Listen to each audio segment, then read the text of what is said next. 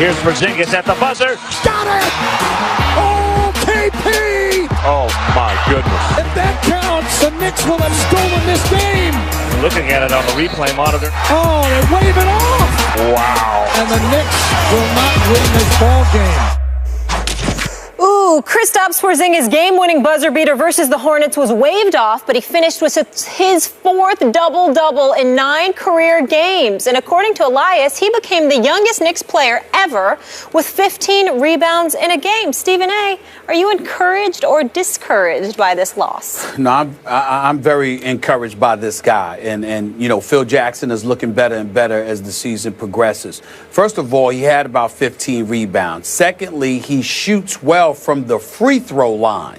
That's good. He can move. He's athletic. That's good. It seems to me that the only thing that he needs to work on is just bulking up, getting in the weight room, doing some squats, some bench presses, and things of that nature. But clearly he has the height already.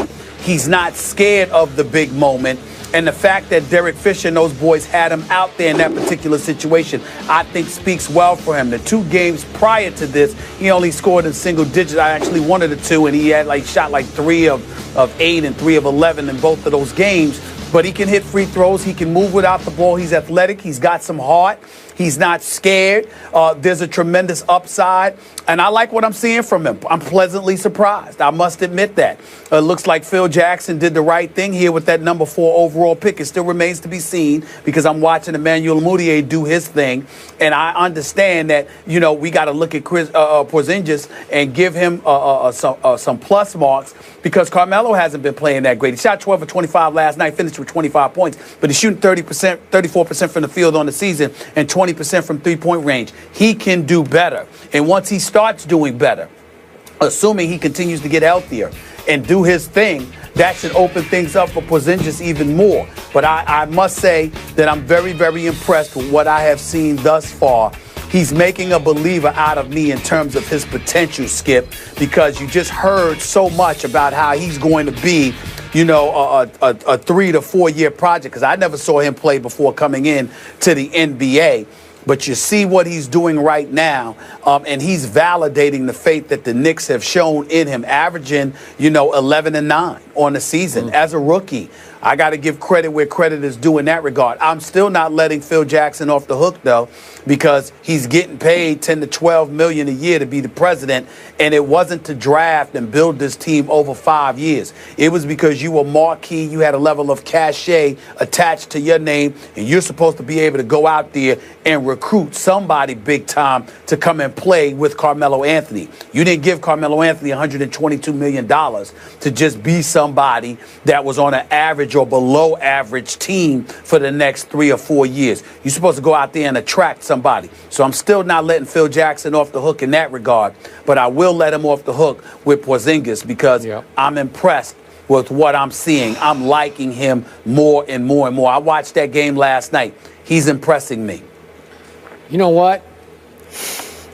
I'm becoming a Knicks fan. It's like the weirdest thing. Really? Yeah, I can't help myself. I turned it on. I keep watching the score on .com, and then I say, "You're trolling them." They're. I'm not trolling them. I mean in a positive way. In a positive way. And I'm seeing the score, and they're at Charlotte. Charlotte's decent this year, you know. And I'm thinking, because Charlotte blew out the Bulls, remember, in Charlotte the other night. I thought, well, okay, okay, I'm gonna check this out. So I turn it on at halftime, and I can't quit watching it.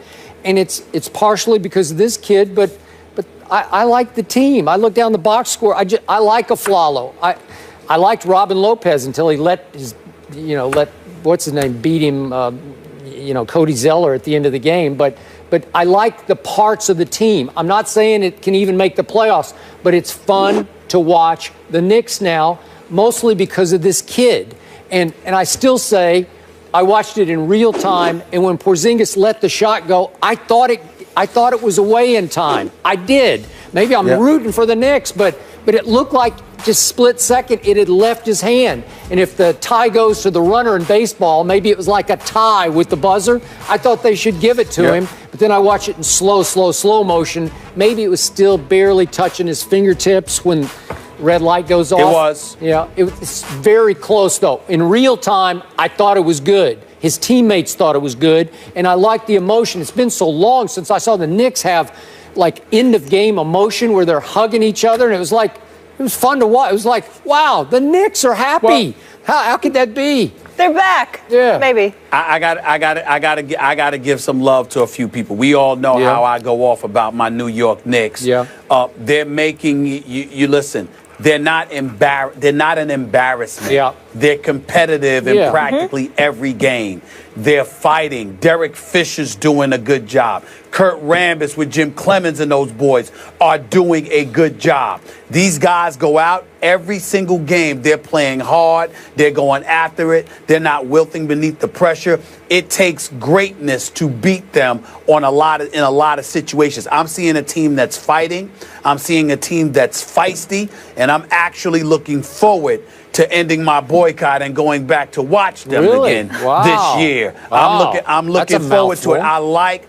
Well, listen, man. Listen, I've been suffering for years with the New York Knicks, with the exception of their 54-win season that Mike Woodson delivered. But I got to take a moment to give you. We know what Derek Fisher went through, at the start this season. Yep. Could have been a distraction. He's doing a good job. He is. Coaching staff is doing a good job. They're fighting. They're playing hard. And Porzingis can play. I mean, he's got an upside.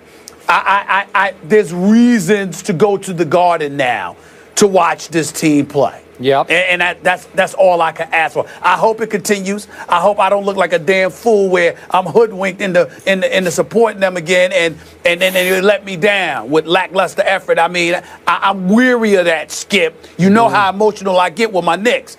But I'm starting to feel good about them because they're fighting. They're fighting out there. They're feisty, and I like it. Now, to the point you made about Carmelo, I'm a big fan. You're a big fan. You know him very well. I know him a little. I want to see him join the party a little bit more. Now, I will point out that in the third quarter last night, he just went crazy. He made 6 out of 8 shots. It was vintage Melo. Fourth quarter, pretty good, made 2 out of 4 shots. But in the end, when they gave him the ball, ISO, I think it was Marvin Williams, I can't remember who it was guarding him, and he lost the handle a little bit, couldn't get a hold of it, shot it from the side, from the baseline, and hit the side of the backboard. It's not what I want to see from Melo. I'm nitpicking here, but I'm just saying he at some point, he's got to turn back into the superstar who could carry a team that's pretty good to the last playoff slot because he's good enough. I think there's enough around him now with the kid and all the other little pieces. I think Carmelo can be good enough to carry this team into playoff contention.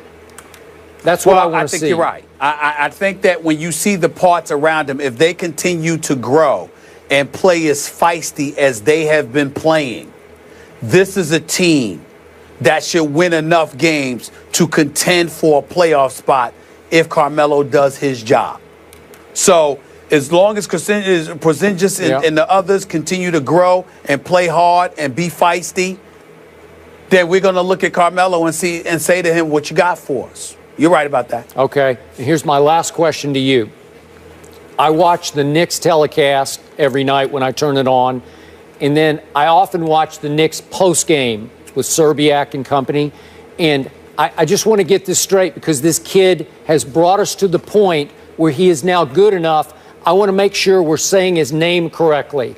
I say Porzingis because that's what they say on the broadcast. Yeah. Is that what it is, or is it Zingis? Or, Zingis? Yeah, which way is it? You know what? I've heard both, but last night I was watching and I heard it on the broadcast. This is Porzingis. Yeah, that's what they're saying. So let's go with Porzingis. So I'm going to go with Porzingis. Let's go with Porzingis. You are. Is that all right? Porzingis. Yeah, I'm going to go with it. I heard on the Van Pelt show late they were saying both. Zinger. You know, Porzingis works for me. Yeah. Well, it's time to whatever we're going to call him. We're going to be calling him that a lot because he is proving he belongs in the National Basketball Knickerbockers, we're encouraged. We just had a positive Knicks topic. Yep. This is amazing. All right.